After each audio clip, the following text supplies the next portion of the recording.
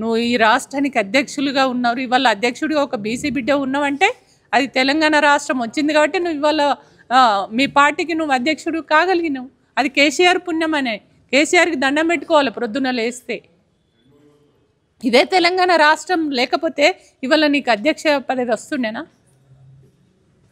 ఈ రాష్ట్రానికి అధ్యక్షుడు అవుతుంటివా? ఎట్లా అవమానం చేయాలనిపిస్తుంది? ఏ రకంగా మాట్లాడుతున్నారు మీరు? కొద్దిగా మతితోటి మాట్లాడితే మంచిది.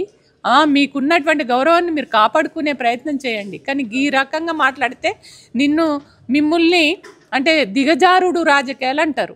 అంటే మీ కుర్చీని మీరు కాపాడుకోవడం కోసం, ఇవాళ మీ ఉనికిని మీరు కాపాడుకోవడం కోసం ఇవాళ ఈ మాటలు మాట్లాడుతున్నట్టు కనబడుతుంది. ఎందుకంటే తెలంగాణ ప్రజలు ఇవాళ నిజంగా ఎక్కడ చూసినా కూడా ఈ దీక్ష దివస్ను మళ్ళొక్కసారి ఉద్యమ స్వరూపాన్ని, ఆ జ్ఞాపకాలని గుర్తు చేసుకోవాలనే దాంతో ఎక్కడికక్కడ స్వచ్ఛందంగా ఇవాళ అన్ని జిల్లా కేంద్రాలలో పెద్ద ఎత్తున ఇవాళ గ్యాదర్ అయ్యి కేసీఆర్ బొమ్మ పెట్టుకొని కేసీఆర్ చేసినటువంటి పోరాటాలు ఏవైతే ఉన్నాయో ఆ పోరాటాలని మళ్ళొక్కసారి గుర్తు చేసుకుంటూ ఇవాళ పెద్ద ఎత్తున ఫ్లెక్సీలు కానీ అవన్నీ పెట్టుకుంటే ఆయనకు జీర్ణించుకోలేకపోతున్నాడు.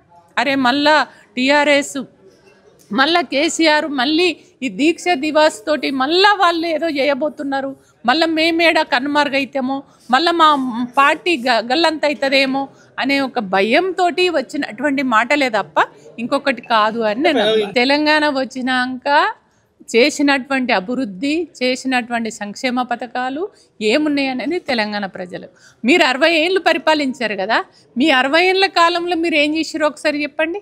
ఇవాళ ఈ 10 ఏళ్ల కాలంలో కేసీఆర్ గారు ఏం చేసిరు అనేది ఇవాళ ప్రజల ముందు కనబడుతుంది మనకు. అది నీళ్లు తెచ్చుకోవడంలో ప్రాజెక్టుల నిర్మాణం కావచ్చు, ఇవాళ మిషన్ భగీరథ కావచ్చు, ఏది కరెంట్ అయితే అసలు ఎప్పుడు వస్తుందో ఎప్పుడు పోతుందో తెలియనటువంటి పరిస్థితి కదా.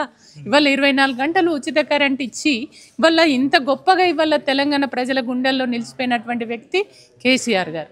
అట్లాంటి కేసీఆర్ గారిని ఒక బ్రహ్మాండమైనటువంటి పరిపాలన చేసినటువంటి వ్యక్తిని పట్టుకొని ఇవాళ పరిపాలన అంటే నువ్వు మర్చిపోయి మాట్లాడుతున్నావు. ఇవాళ తెలంగాణ ఇవాళ ఈ రకంగా ఉన్నది అని అంటే అది కేసీఆర్ పుణ్యమని. ఉద్యమకారుడు, తెలంగాణ ఒక బాగోగులు తెలిసినటువంటి వ్యక్తి, తెలంగాణ ప్రజల మనోభావాలు తెలిసినటువంటి వ్యక్తి కాబట్టి ఇవాళ తెలంగాణ రాష్ట్రంను ఒకవైపు సంక్షేమ పథకాలు, ఒకవైపు అభివృద్ధి, అనేక పనులు చేసి ఇవాళ ప్రజల గుండెలలో నిలిచిపోయినటువంటి వ్యక్తి కేసీఆర్ గారు.